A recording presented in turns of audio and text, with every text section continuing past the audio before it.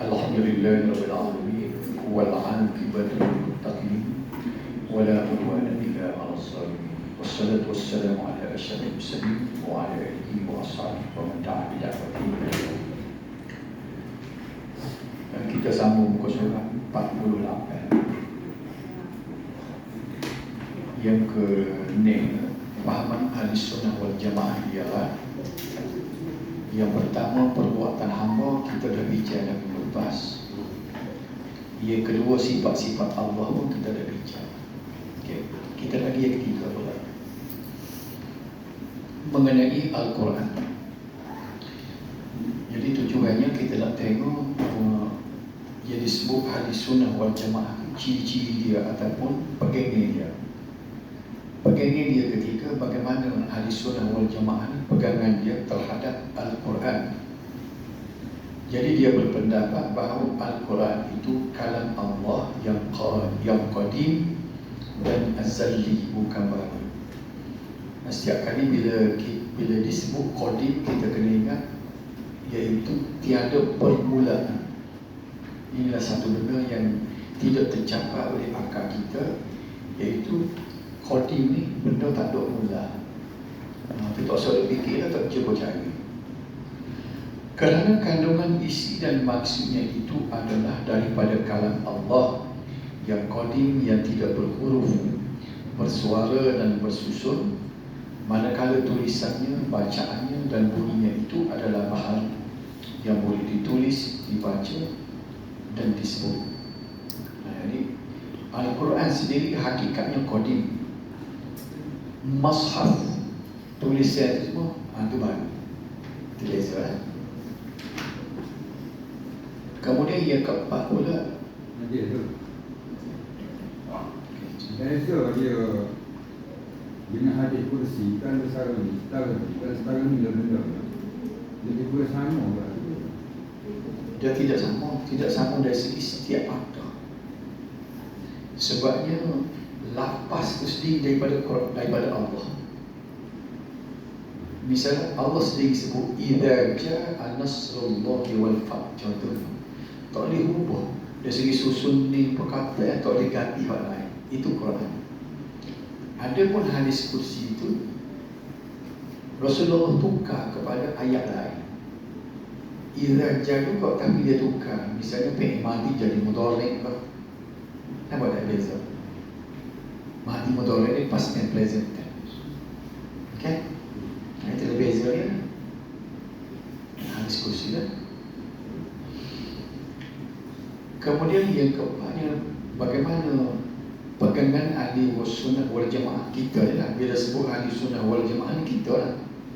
Dosa besar. Dosa besar ni yang disebut secara jelas dalam Quran, dalam hadis. Itu dosa besar dengan ancaman dia. Sebab itulah Imam Az-Zahabi dia susun satu kitab dia dipanggil Al-Kabair. Al-Kabair maknanya dosa-dosa besar. Ada 70 lebih, kalau tidak silap saya 74. Dia sebut situ, dia himpun. Maknanya semua dosa-dosa besar duduk dalam itu. Start daripada bersyirik, gigi sampai ke apa dia, minum arak, zina, judi semua dia. Jadi buku tu banyak terjemah. Kalau siapa dia nak tengok 70 dosa besar tu, ada lah. Dia terjemah dalam bahasa Melayu 70 dosa besar ataupun dosa-dosa besar. Baik. Jadi dosa besar ni berpendapat orang yang mukmin yang melakukan dosa besar itu belum gugur imannya dan mereka masih dianggap mukmin. Tak semayang sekalipun dosa besar, tapi kalau dia tak semayang tapi dia tidak ingkar kefarduan semayang, dia tetap menjadi orang mukmin, tak jadi kufur. Kerana iman itu ialah amalan hati. Seluruh umat Islam bersepakat bahawa orang Islam yang melakukan dosa besar wajib disemayangkan jenazahnya. Inilah berbeza dengan Mu'tazilah. Mu'tazilah berpendapat buat dosa besar jadi kafir. Okay. Maknanya kalau orang itu mati dalam keadaan membawa dosa besar, dia dimasukkan kepada dalam neraka. Sekiranya email dia tu ada lagi, cukup tempoh masa habis tu akan dibawa semula masuk ke dalam syurga. Itu akidah kita kan? Okey. Orang melakukan dosa kecil, setiap masuk akan berubah menjadi dosa besar. Bila terlalu banyak, dia panggil berterusan melakukan dosa kecil, dia akan jadi dosa besar. Tapi dosa kecil ni dia boleh hilang dengan amalan-amalan lain. Misalnya antara satu jemaah kepada satu jemaah, kita ismaya jemaah tu, dosa-dosa kecil boleh hilang. Ambil air semayang, dosa kecil boleh hilang. Dosa kecil tu dosa Allah sebut secara jelas. Kalau tengok dari kitab Al-Kabair itu tak ada dalam tu. Tak ada.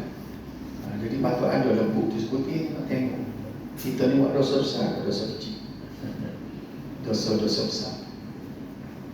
Saya rasa di rumah ada saya dua-dua ada Al-Kabair kau Arab ada, hak Melayu ada saya beri. Baik, yang kelima pula ni akidah ni. Kita boleh tengok tu, melihat Allah, tengok zat Allah. Walaupun zat Allah itu satu benda yang kita tak boleh fikir belah mana benda, tapi Tuhan boleh memperlihatkan zat dia kepada kita. Bila? Di akhirat nanti. Jadi kita Ahli Sunnah wal Jamaah berpendapat bahawa melihat Allah bagi orang-orang mukmin di akhirat kelak adalah harus pada akal dan wajib pada syarak. Kerana Allah itu zat yang mawjud. Wujud tu mula-mula sekali kita belajar sifat Allah ni wujud. Tuhan itu ada. Bila ada boleh, kalau dia nak memperlihatkan diri dia, memang boleh tengok lah. Dan tiap-tiap yang mawjud itu boleh dilihat. Dengan sebab itu Allah boleh dilihat, tetapi bukan di alam dunia ini, di alam akhirat. Atas dunia pun kita ada benda yang kita tak boleh lihat, tapi ada. Sebab apa? Jarak lomba mata kita ni, kita hanya boleh melihat dalam range dia. Dipanggil visible, yang boleh nampak.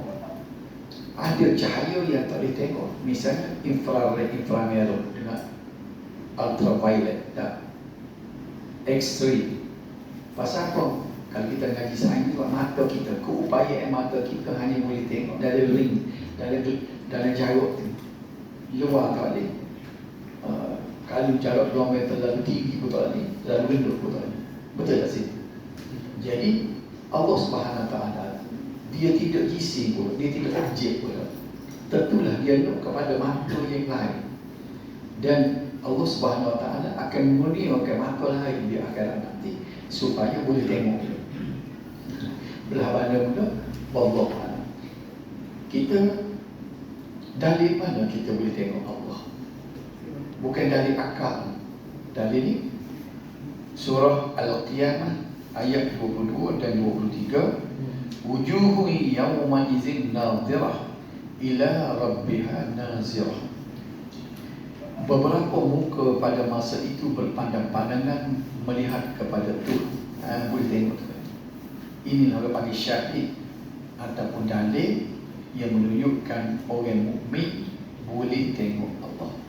Kan? Ini ditolak oleh Mu'tazilah. Mu'tazilah tolak, dia kata tak boleh tengok. Ada soalan. Negara apa pernah ada tentang pendapat dia kata ini jenis bukan di alam dunia ini. Ada orang kata satunya Rasulullah dapat tengok Allah di dunia. Dan selagi ada orang dapat lihat Allah ni di dalam mimpi. Bagaimana? Pertamanya soalannya Rasulullah melihat Allah. Ini menjadi khilaf ulama. Bila Rasulullah boleh melihat Allah ketika Isra dan Mi'raj. Tapi banyak hadis-hadis. Salah satu hadisnya yang menentang pendapat tadi. Hadis daripada Aisyah. Tak ingat riwayat di mana. Orang tanya Rasulullah, hal yara Rasulullah rabbahu. adakah Allah Rasulullah melihat Tuhannya? Jadi katanya Aisyah, berdiri bulu romo aku mendengar soalan itu. Kenapa tak? Aisyah malu tanya soalan itu. Jadi hadis Rasulullah melihat Allah ketika Isra dan Mi'raj itu pun dipertikaikan. Jadi kalau orang lain dia mendakwa dia melihat Allah tu, kita nak ambil bukti mana? Dia lah wayak. Wallahu a'lam. Tapi kalau kita tengok Al-Quran, kalau kita baca, dia kata masa di atas mustawa tu, Allah dengan Nabi Muhammad tu jaraknya besar busa panah. Macam dekat tu. Iyalah, dia itu simbolik. Nahnu aqrabu ilaihim min hablil warid. Ada Quran tu lah. Tuhan kata, nahnu aqrabu ilaihim, aku dekat dengannya, min hablil warid, dengan orang sendiri dia dekat aku lagi. Adakah Allah tu tepek dengan kita? Itu simbolik. Busu panah berapa kan? Mana sedap. Jadi kita akidah ahli sunnah wal jamaah ni, kau boleh tengok dunia atau secara walau. Kita ambil akidah kita ni, ayat Quran surah Al-Qiyamah ayat 22-23. Nanti di akhirat kita boleh tengok Allah sesama-sama. Belah mana kaifiat, belah mana cara suruh kepada Allah. Tenang hati kita. Kalau kita duduk bahan nak tengok kuala Tuhan tidak berdiri, tidak berjisi, kita diri. Jadi panjang cerita tu tak? Jangan bahan dia. Orang itu, mana ada mengajar kata Imam Ahmad, Imam Ahmad pernah bermimpi bila Allah bukan 1000 kali. Ya. Kisah mana? Tapi Imam Ahmad sendiri dalam musnad dia tak pernah riwayat, tak ada dalam musnad dia. Orang yang mencipta dia. Saya pun nama ni. Wallahu a'lam. Ada dalam kitab-kitab. Tapi kalau ada dalam kitab, mesti Imam Ahmad sebut. Dalam hadis dalam musnad dia tak ada. Benda tu. Okay. Mimpi sekalipun yang benar, yang ada dalam mimpi Rasulullah ada. Nabi tak pernah sebut boleh mimpi tengok Allah, boleh tengok dia sahaja. Okey, situlah. Jadi balik semula kepada kapal. Tujuan saya buat begini dan sebab benda ni akidah kita akidah kita ahli sunnah wal jamaah, kita boleh tengok Allah. Kalau kita ingkar ni usul akidah, dia besar pada pekon lagi. Kita ngaji hadis kali, ngaji fiqh pekon. Ni akidah kan. Ingat kan? Boleh tengok Allah.